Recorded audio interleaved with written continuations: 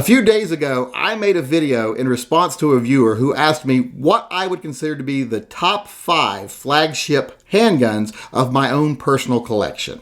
And they defined in that email what they thought a flagship gun should be. Well, since I've done that video, I've had a lot of people sending me emails or making comments on other videos saying they would like me to do other top 5 videos based on my own personal collection, such as what are the 5 most expensive guns I own, or what are my 5 most favorite guns that I own. Well, one topic I got asked by multiple people to do is what were my 5 most powerful handguns that I own, or biggest boomers, as one viewer called them. Well, today I would like to make a video saying what are the top 5 most powerful handguns of my own personal collection. Now, before I get started, I want to say one thing. At number 5 on this list is going to be a .44 Magnum. Now, I own several .44 Magnums, and you might say, well, all .44 Magnums are kind of the same if they got the same size barrel, etc. And you're kind of right. But there is one .44 Magnum that I own that I think is more powerful than the other .44 Magnums, and it will be number 5 on the list. It just won't be the Colt Anaconda or any gun similar to it.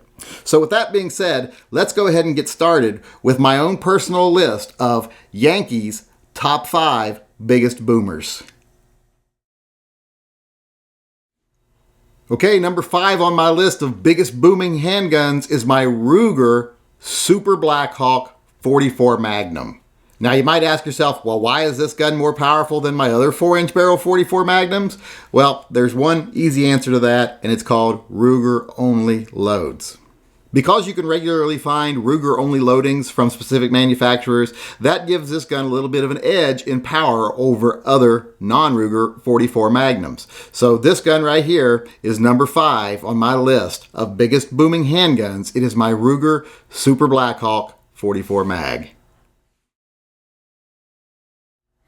Now, number 4 on my list of biggest booming handguns is one that a lot of people would be familiar with when they think of big booming handguns. It's my 50 AE stainless steel Desert Eagle.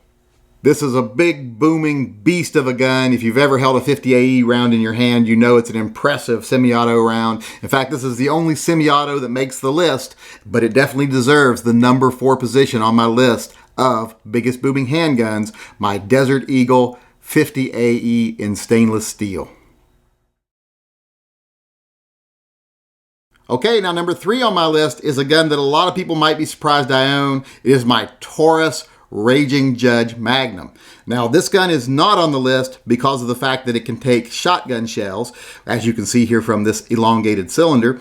It is because it takes .454 Casull.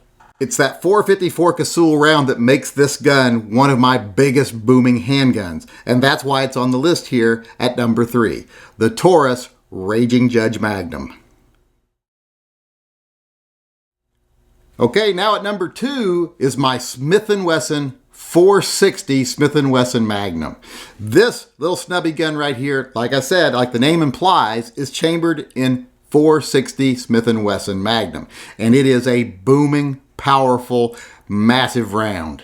Now, this gun might only be number 2 on my list of most powerful guns, but it would be number 1 on my list of most abusive guns to shoot. That short barrel, along with that .460 cartridge, makes this gun massively abusive to shoot when it comes to felt recoil. But that aside, it's still only the 2nd most powerful gun I own, so that's why it's number 2 on my list of biggest booming handguns, my Smith & Wesson 460 Magnum. And finally, in the number 1 position on my list of most powerful or biggest booming handguns is my 500 Smith & Wesson Magnum from Smith & Wesson. This gun is chambered, as the name once again would imply, in 500 Smith & Wesson Magnum.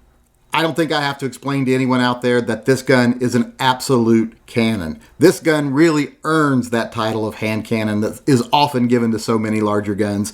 This gun is just impressive, period. It is not that hard to shoot because this has a longer barrel, but when it comes to raw power, this gun is definitely my most powerful gun, and it deserves the number 1 position on my list of biggest booming handguns, my Smith & Wesson 500 Magnum. So there you have it. When it comes to raw power, these are definitely my 5 biggest hitters. These are definitely the most powerful handguns in my collection, and they deserve the title of the top 5 biggest boomers. Viewer. This viewer asked me what were the top 5 motherfucker of my own personal collection. And they defined in the video, they didn't define anything in the fucking video. I defined it in the video. They defined it in an email. In their email, they set a criteria to base what would be those flagship guns. Fuck. Can I make it more fucking difficult?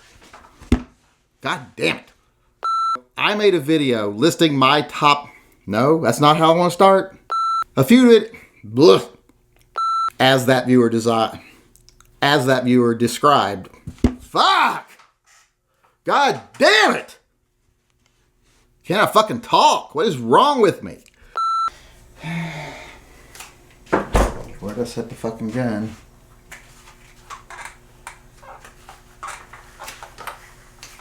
Okay, I set it somewhere. You don't lose a fucking gun that big. I lose a fucking gun in 5 minutes. I just had it. I just had it in my hand. Where the fuck is it? It's not in there. It's on top of the goddamn safe. Especially if you notice that big clearance at the front there. But, no, I don't want to say that. Now the next gun the next gun on my list is my, what do you fucking call this thing? Desert Eagle, right? Fucking mind is going. My biggest booming handguns is my 50 AE Desert Eagle. Now, a lot of people out there, fuck. So much, I went out and bought this one also. It is the Taurus Raging Judge. That's what they call this thing, right? From this extended bear. Now this jet, now number 4 on my list, the most abusive gun to fire in my collection. This little short barrel on the 46, finally, fuck, how fucking hard was that?